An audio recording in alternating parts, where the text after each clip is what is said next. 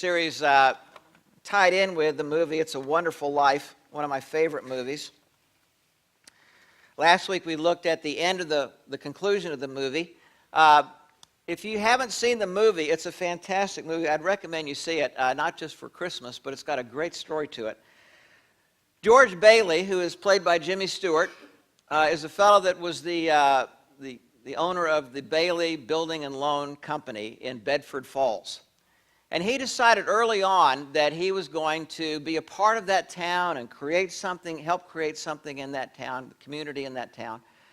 And one of the ways he did it was he gave loans to his friends and people in the community at lower rates than Mr. Potter did, the sort of the ruthless banker, out for all the money kind of villain. He sacrificed roughly for about 15 years, and then one day came to a time where a crisis is precipitated when one of the guys that works at the bank misplaced $8,000, which in the banking world today is nothing, but back then that was a huge thing. The bank examiners had come to town, and Jimmy Stewart goes to Mr. Potter. He's desperate to get a loan, and this is the clip you'll see in just a moment.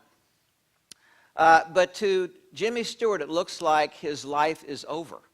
The bank examiners are going to find they're going to be short. They'll have to file bankruptcy. A charge of fraud is likely coming. A warrant for his arrest, we saw last week, is imminent.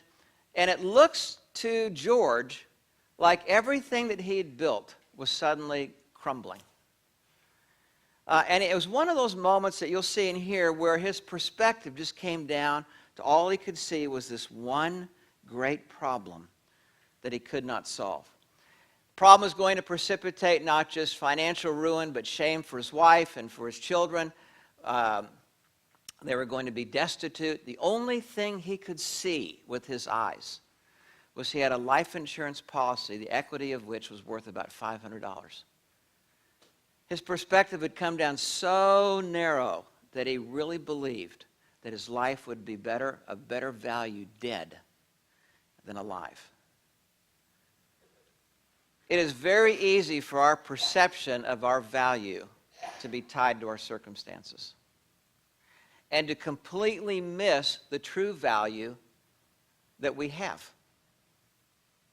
Now, I relate to this in our men's group. On Wednesday morning, we were talking about our identity and our value, and I said that, every week I have questions about my value. And I wonder, because I can look at my life and I can see, there are areas of my life where as a pastor, every week it seems to me, and I'm not saying my perception is correct, which is kind of the point. It seems to me that I can point to people I know of that I've disappointed. That's discouraging to me. Some of those people are in our church. Some of those people are people outside of our church. Some of those people are people that used to come to our church. There are times as a parent where I feel like a failure. Like I just don't know. I've given my best shot, and you just wonder if that's good enough.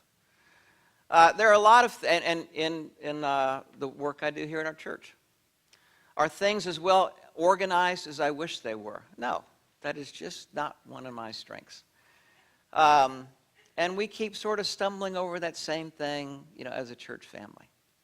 It's very easy when these things are in front of me for my own perception of my value to shrink and to lose sight of my real value.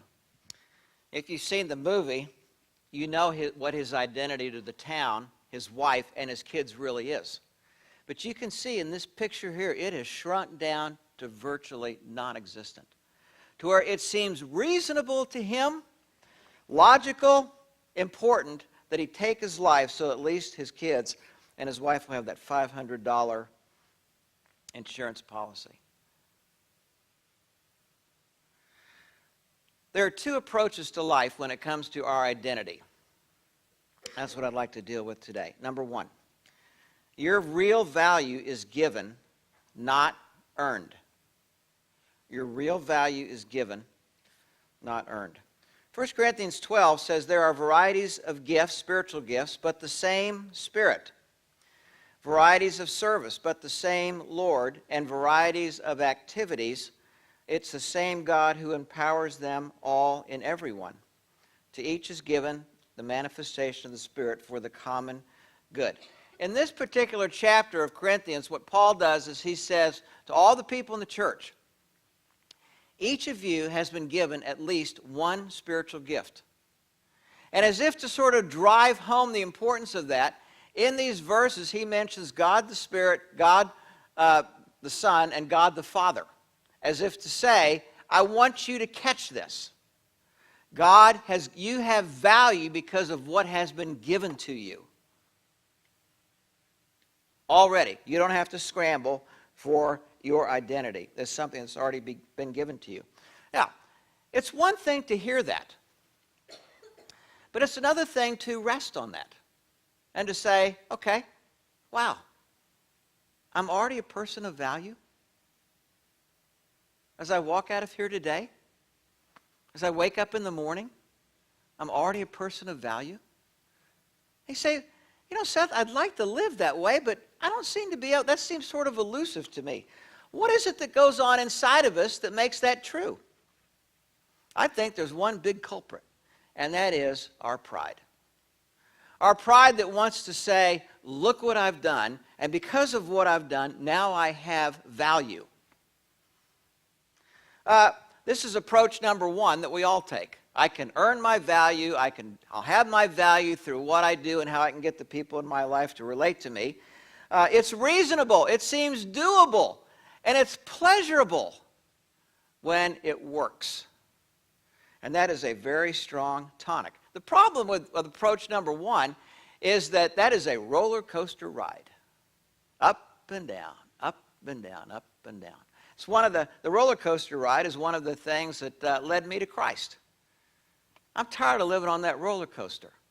I'm on the weekends feeling my value, and then Sunday through Friday afternoon, just sort of going through the motions of life. Approach number one, if I can earn my identity, I can feel good about myself through what I do, leads to dirty, rotten attitudes towards people. Being critical and nitpicky of people because they just aren't coming through like you think they should. That's approach number one. It also brings pressure and stress on you because now you have to produce. Now, when you do produce, it feels good. That is what we hang on to. We cling to that like an addict hangs on to their drugs, their narcotics. That feeling of accomplishment. Look what I did, and now I have value. God says that's not a good idea. Approach number two is a far better idea for your value to be given. He says it's to each is given the manifestation of the Spirit for the common good. Our identity is really not rooted in how I feel about me. Our identity is rooted in the difference that I can have, my value to the community, the people in our church. What's called for here, if I'm going to live in approach number two, is a simple quality. Humility. Jesus said, unless you become like a little child, you will not enter the kingdom of heaven. Unless I realize that my identity is something that is given to me as a gift, then my pride will rise up and I will scramble to make it happen. And I will be upset and irritated if you don't cooperate. That's how we live. Number one, our value is given, not earned. On the inside of your handout, number two, your value is maximized in community. It's maximized in community. Paul says, to one is given through the Spirit the utterance, and he describes a bunch of gifts here. The utterance of wisdom. It's that person among us who, when there's some big issue, we don't know what to do, or some small, nobody knows what to do, that person seems, oh, that's what we ought to do. That's wisdom. To another, the utterance of knowledge, according to the same Spirit. To another, faith by the same Spirit. To another, gifts of healing by one Spirit. To another, workings of miracle. To another, prophecy, the ability to distinguish between spirits. There are a bunch of different spiritual gifts. There are about 20 different spiritual gifts in the New Testament. But the idea here is that our value is more felt as we use them in community. Now, that's not the way the world works. and it's not the way your heart or my heart works. Our autopilot is to think, I don't have enough value, and so I'm going to go to Barnes & Noble and get the latest books, and I'm going to read those books, and I'm going to work really hard on raising my value. Now, that's the world's way to do that. Our version is just to go to the Christian bookstore and do that. But that doesn't work, because our value is minimized in isolation. It's maximized in community. That's the whole point of this particular passage we're looking at in chapter 12. Our value has to do with community. Now, most of the time, if you send me on a shopping trip, I'm really not all excited about that. I will go shopping because I love my wife. And I will do it with a good attitude because I love my wife. And because I like being married to her. But I rarely volunteer to go shopping. And she rarely asks me, which is probably a good idea. There is one time of year, though, I do like to go shopping. Christmas. But it's not because I'm shopping for me. It's because I'm shopping for other people. Yesterday, a good friend of mine who's been laid up with an accident is under the gun financially, and he's pretty discouraged.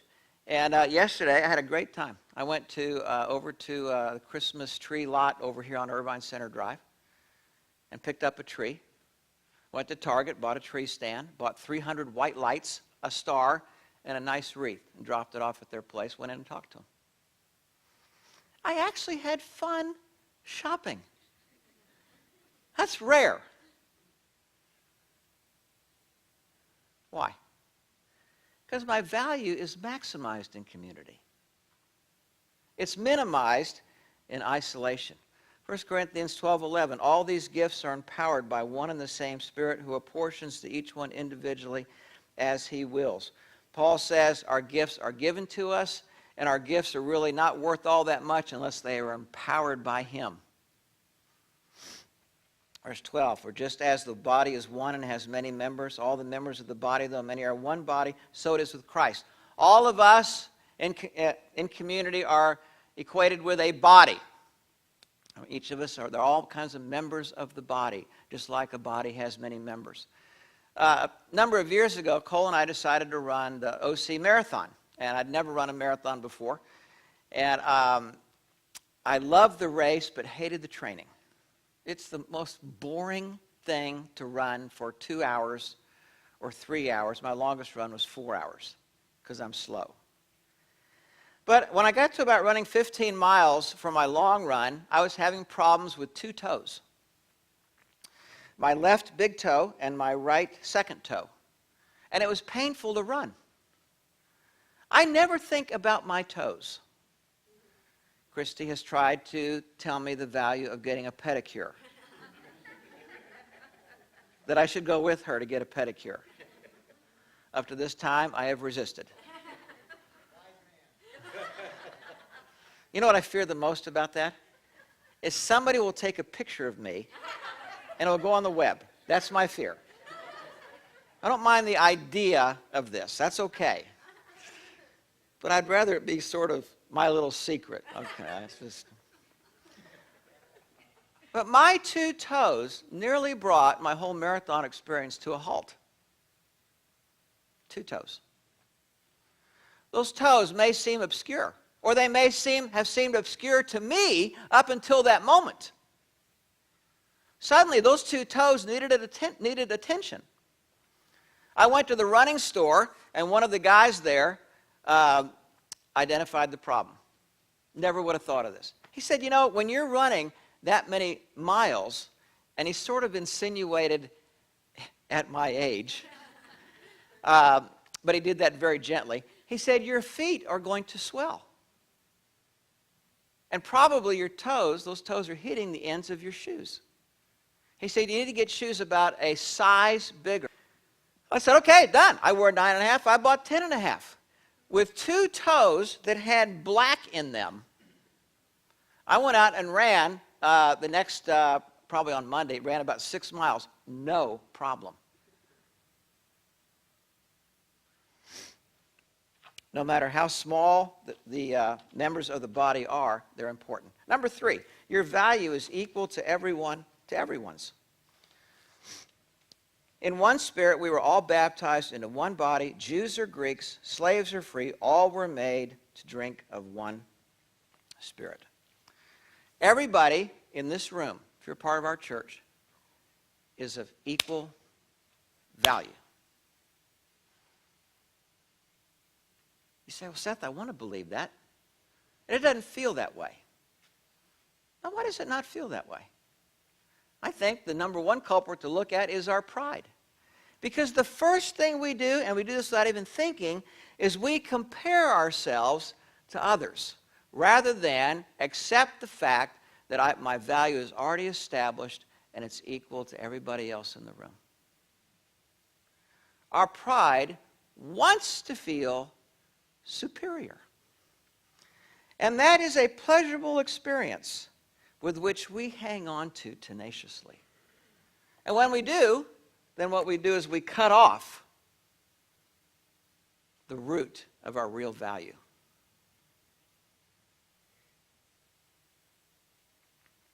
First Corinthians 12:14. The body does not consist of one member, but of many. If the foot should say, because I'm not a hand, I don't belong to the body, that would not make it any less a part of the body. If the ear should say, because I'm not an eye, I do not belong to the body, that would not make it any less a part of the body. He's using some statements here and the body language as if they're speaking parts, as sort of the theater of the absurd. Like, if you want to think along those lines, feel free to do it, but that's sort of the way morons think. That's the way foolish people think. Well, that's me. And that's part of what's changing.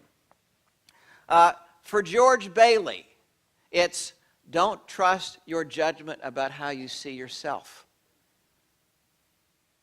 It's what I have to remind myself of every week and most days. I do not trust my judgment of how I see myself. I am trusting what God says about me. Period. Now, that takes some convincing because my pride also is strong like yours. And there's part of me that's committed to that. It's hard letting that go. But as I do, I experience value. Verse 17, if the whole body were an eye, where would the sense of hearing? If the whole body were an ear, wouldn't that be an interesting thing? Where would be the sense of smell? I think the thing that our pride wants to say is, but if I had a more important role, then I would be more important. We may not say that, but I'll bet you that lurks in the hearts of just about all of us. Pride. Torpedoes our value. And on the last page, your value is built as you build value. Your value is increased. It's built upon the foundation of what God has already established with you and for you as you build value.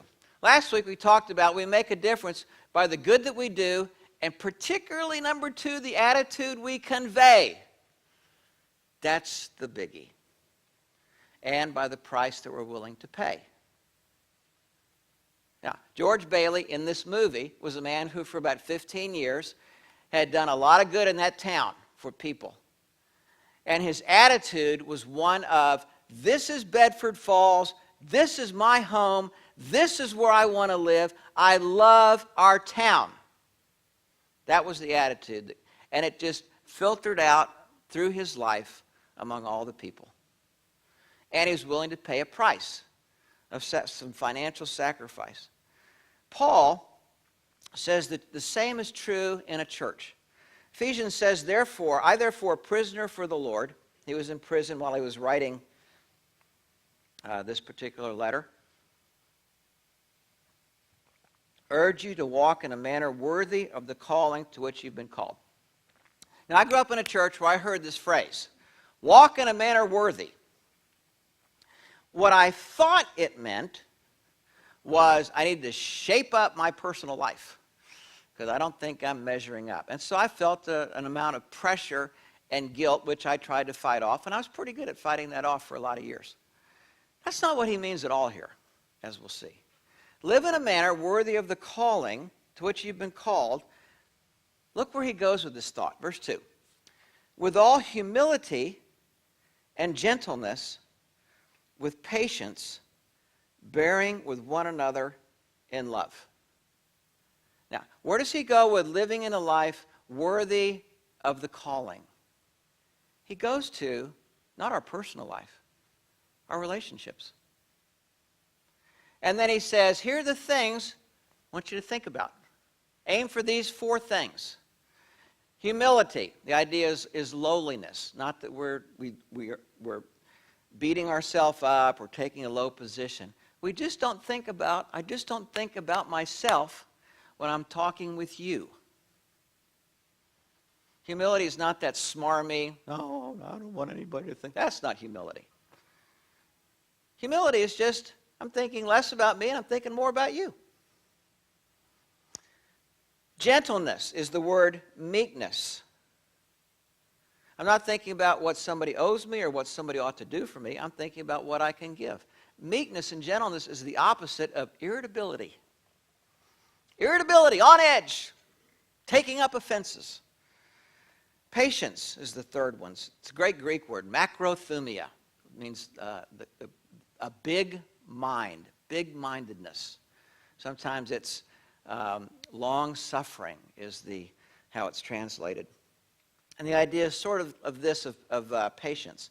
Whatever seems to be provoking me, I am not going to allow to continue on until I'm not going to give in to that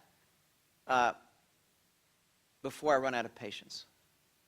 I'm going to hang on to patience. I'm going to live in patience no matter what the circumstances is. Big-mindedness is the idea of patience. Bearing with one another in love. Bearing with one another. Now, in some groups that I've been a part of, when I hear people talking about bearing with one another, what I hear is sort of like this grudgingness. Got to put up with Aunt Susie. Got to put up with Grandma. Or put up with I'm going to bear up. Now, that's not what he's talking about here. This particular phrase, bearing up, has the roots in it of sustaining, of coming alongside. The idea is sort of to help provide crutches for somebody who's having a hard time walking. Bearing up with someone. Now, probably everybody has difficult people in your life. I have my difficult people in my life. What keeps me from taking that kind of sustaining bearing up and keeps me from going over here to the bearing up that's grudging? Just one simple word, and it's in this verse. The first 2 words, humility and gentleness. What I have to remind myself of is a simple thought, that others have to bear up with me. Now, I've had some relationships where people have not borne up with me very well. And as you know, that's painful. Critical, negative, should be doing more. All I have to do is think. There are people who do that with me. My wife does that with me. My children have had to do that with me. Many of you who have been here a long time have done that with me. When I remember that, it makes it a whole lot easier to bear up with the difficult people in my life. And what Paul says is, these are the important things to focus on. Those 4 qualities.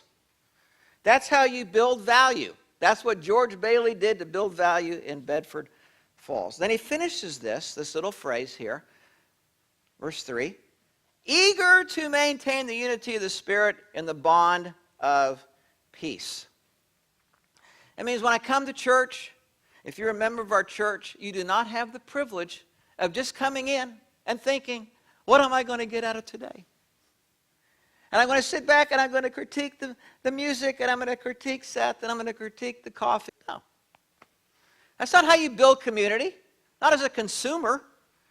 You come in, if you're a member, as this is your church. As you greet people in the parking lot or out there in the foyer, come in here or make a difference with somebody to give them a hug or a handshake or a hug or something, you are building something here. He says, make every effort, eager to maintain the unity of the Spirit, the bond of peace. Most people in our world live as sort of victims of the people around them, shaped by the people around them. In a church, we're not victims.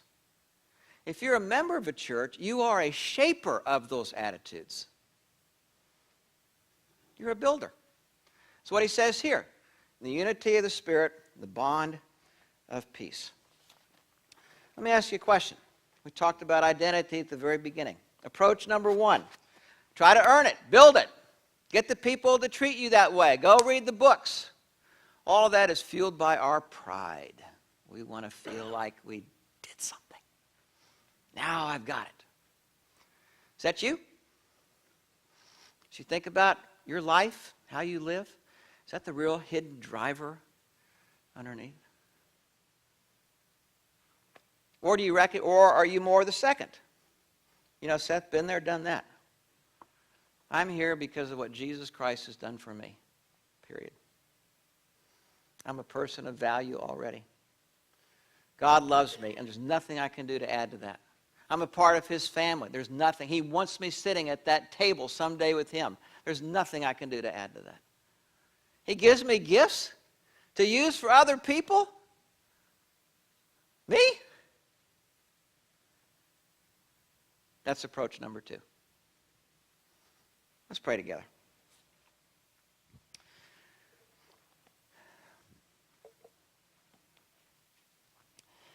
Father, as we think about the movie, we think about the passage,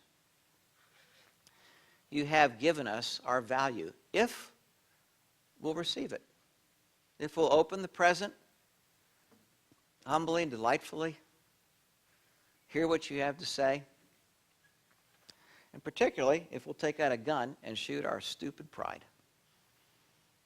It just so has to earn it and wants to feel that sense of accomplishment. Look what I did. What a mess that is.